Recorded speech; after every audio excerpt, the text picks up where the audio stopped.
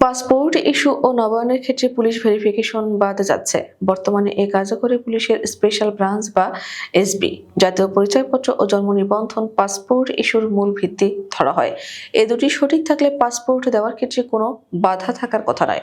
সম্প্রতি উপদেষ্টা পরিষদের সভায় এমন মতামত উঠে আসে। এরপরই এ নিয়ে কাজ শুরু করে স্বরাষ্ট্র মন্ত্রণালয়ের সুরক্ষা সেবা বিভাগ। এ বিভাগ সূত্রে জানা গেছে, পুলিশ প্রতিবেদনের অপেক্ষায় এই মুহূর্তে সারা দেশে 16,000 পাসপোর্ট ইস্যু ঝুলে আছে।